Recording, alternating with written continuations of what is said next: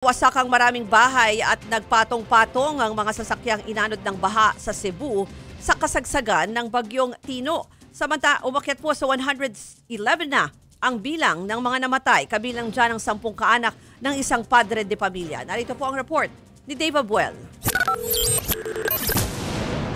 Sa evacuation ng Barangay Bakayan sa Cebu City, nakausap ng News 5 si Tatay Jimmy Abatayo. Hindi niya napigilang maiyak nang ikwento ang trahedyang dinanas ng kanyang pamilya. 10 kaanak niya ang namatay habang 3 ang nawawala pa rin hanggang ngayon. Sakit, sir. Sakit yun. Mbut, nagmahay ko, sir. Sakit. Daghan.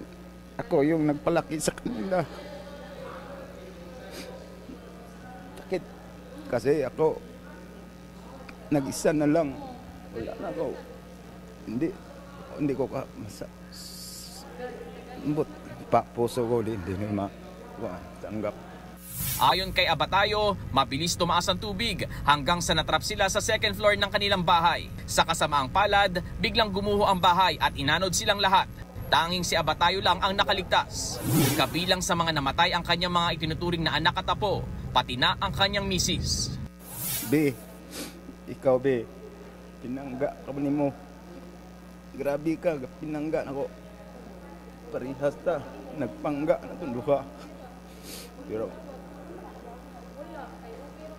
iniwan ko ninyong lahat. Kayong lahat na iwan sa ako. Kabilang sila sa mahigit 70 namatay sa bagyong Tino. Sa bayan naman ng Compostela sa Cebu Province, may mga bangkay ring nakahambalang sa mga kalsada. Inanod ng matinding baha, pati mga bahay winasak ng bagyo. Good morning mga kabady, nandito kami, naanod yung bahay namin. Nagkumpulan sa mga bubong ng bahay ang mga residenteng yan sa Mandaue City. Habang lubog sa rumaragas ng baha ang kalsada. Taas ng bahay, naanod yung tinitirahan namin. Ang ilan nakapayong, pero ang mga babaeng yan, whiteboard ang ginamit na panangga sa ulan. Sa pagsampa rin sa bubong nakaligtas ang pamilya ni Gwency Glidel Casas. Nagtalukbong sila ng trapal, panangga sa hangin at ulan. Isa sa kanila nakayakap sa Santo Niño. Ang pamilya naman ni Esteban Roy sa Talisay, sa bubungan na rin muna nanatili. Pataas kasi ng pataas ang tubig sa kalsada. Sa drone video namang ito, kita ang mga sasakyang inanod ng baha.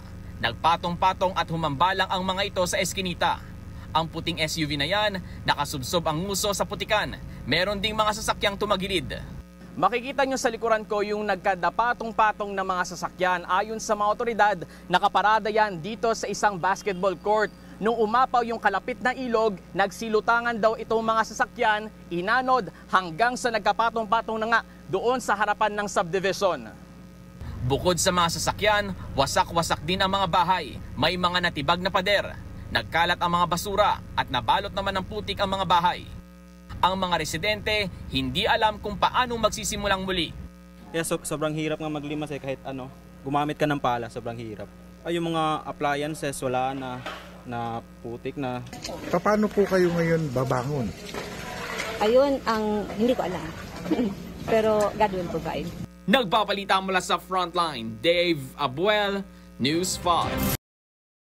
Mga kapatid, ako po si Ruth Cabal. Dito tayo sa totoo, dito tayo sa True FM.